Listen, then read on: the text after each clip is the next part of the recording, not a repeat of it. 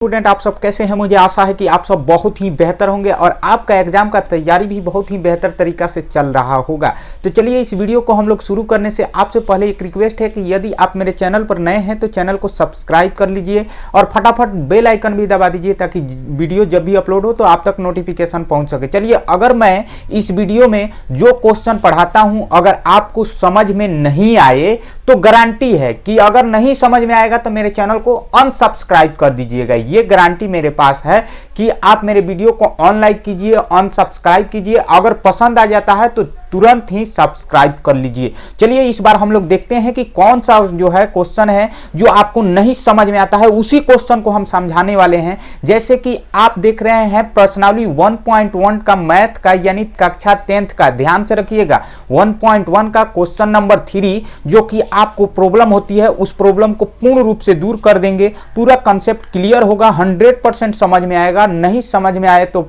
फटाक से अनसब्सक्राइब कीजिए, कोई उसमें दिक्कत की बात नहीं है। जहां कि यहां पे आपको दिख रहा होगा क्वेश्चन नंबर 3 और उस क्वेश्चन नंबर 3 से पहले आप जो है यहां पे देख लीजिए बहुत सारे क्वेश्चन देखिए इससे पहले हमने पढ़ा चुका है जो कि बहुत अच्छे अच्छे कमेंट आए हैं कि सर बहुत ही अच्छा समझाते हैं।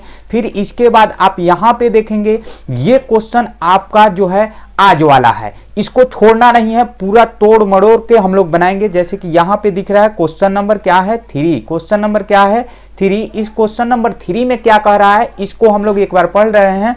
कह रहा है किसी, यहां पे ध्यान से देखिएगा, किसी परेड में 616 सदस्य वाली एक सेना यानी जो आर्मी के है कि टुकड़ी को 32 सदस्य वाली एक आर्मी बैंड के पीछे मार्च कराना है, यानी कराना है। दोनों समूहों का सामान्य संख्या वाले स्तंभों में मार्च करना है। ठीक है, स्तंभों में क्या करना है, मार्च करना है। उन स्तंभों की अधिकतम संख्या ज्ञात करें। जैसे यहाँ पे अधिकतम कहेगा तो आप लोग को याद हो जाना चाहिए कि HCF कह रहा है। ठीक है, क्या कह रहा है, HCF कह रहा है। तो फटाक से आप लोग को ध्यान में आना चाहिए। तो चलिए इसको हम लोग कैसे बनाते हैं, कितना इजी करके बनाते हैं, ध्यान से देखते रहिए एक बार। और फटाफट अगर अभी भी चैनल को सोच रहे हैं कि सब्सक्राइब करें या ना करें तो फटाक से सब्सक्राइब कर दीजिए। चलिए यहाँ पे जो है पहले इसको हम क्वेश्चन को थोड़ा सा छोटा कर देते हैं कि ताकि आपका पेज बड़ा हो जाएगा। चलिए ये हो गया आपका क्वेश्चन छोटा और इसमें जो जो क्वेश्चन में दिया है इसको कर लेते हैं हम लोग चालू और इसको बनाना कर देते हैं हम लोग स्टार्ट। चलिए यहाँ पे सबसे पहले हम लोग क्या लिखेंगे, कोई भी बनाने से पहले क्या लिखता है, हल, तो हल लिख देंगे।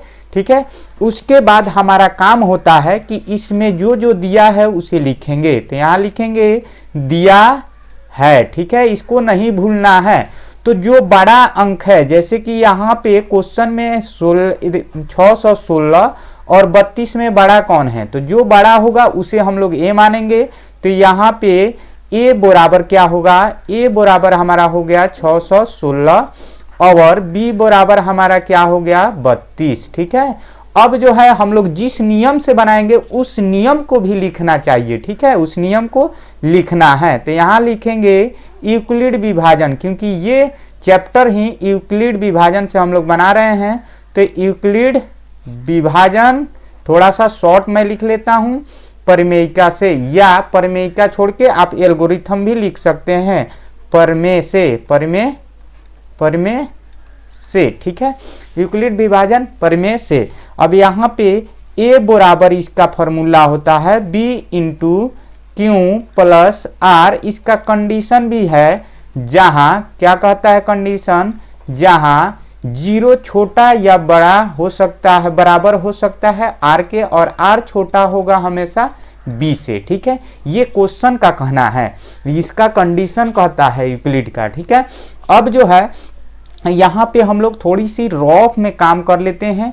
रॉफ का काम है 616 और 32 से हम लोग भाग देंगे। तो जब हम लोग 616 और 32 से भाग देंगे तो हमारा कितना बार में कटेगा, यहाँ पे 19 बार में कटेगा। जब 19 बार में कटेगा तो हमारा यहाँ 19 से गुणा जब करेंगे तो हमारा आ जाएगा 608। ठीक है, अब 616 में से 608 घटेगा तो कितना बच जाएगा आपका बच जाएगा करीब 8। ठीक है, ये हो गया। ये है आपका B, ये है आपका A, ये है आपका Q, और इधर जो बच गया है वो हो गया आपका शेषफल यानी R। ठीक है, तो अब वही चीज यहाँ पे हम लोग लिखेंगे, फटाफट देख लीजिए। सामने सामने यहाँ पे गुणा होता है, आप गुणा लिख सकते हैं, और यहाँ R का वैल्यू जिसका जिसका जितना वैल्यू है फटाफट बैठा देते हैं। A का वैल्यू है 616, तो यहाँ लिख देंगे 616। अब बराबर B का वैल्यू कितना है, B का वैल्यू है आपका देख लीजिए 32, तो 32 लिख देंगे, और फिर मल्टीप्लाई है तो मल्टीप्लाई यानी गुणा, और Q बराबर हमारा आया है 19, तो यहाँ लिख देंगे 19, और R प्लस है यहाँ पे, तो R देखिए 8 आया है, तो 8 जहां आपका यहाँ लिखना होगा जहां R बराबर नॉट 0, तो यहाँ पे जब R का वैल्यू 0 आ जाएगा वहीं आपका B का वैल्यू आंसर होता है। तो यहाँ तो आया नहीं, तो अगला स्टेप चलेंगे, तो फिर अगला स्टेप होगा ये, और 32 आ जाएगा अंदर। ठीक है, ये क्योंकि R जब से जो शेष है कम हो जाता है किससे, B से, तो हम लोग फट से इसको अंदर कर देंगे, तो 8 चौका 32, तो 32 हो गया। अब घटेगा तो क्या होगा, 32 में से 32 गया 0, तो R का वैल्यू कितना हो गया 0, Q का वैल्यू 4, और A का वैल्यू 32, और ये बन जाता है आपका B, तो B का वैल्यू कितना हो गया 8। तो वही चीज फिर लिखेंगे, तो A बराबर हो गया आपका कितना 32, और बराबर B का वैल्यू कितना हो गया, B का वैल्यू आ गया, ये तीर जो मैं दे रहा हूं ये आप लोग को बनाते समय नहीं देना है, क्योंकि मैं ये समझाने के लिए कर रहा हूं।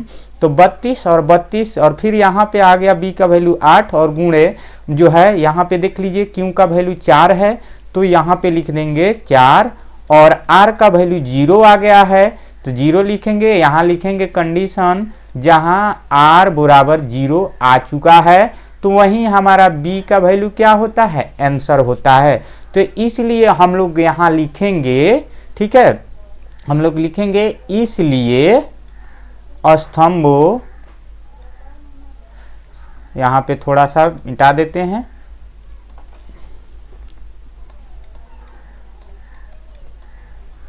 स्तंभों की अधिकतम संख्या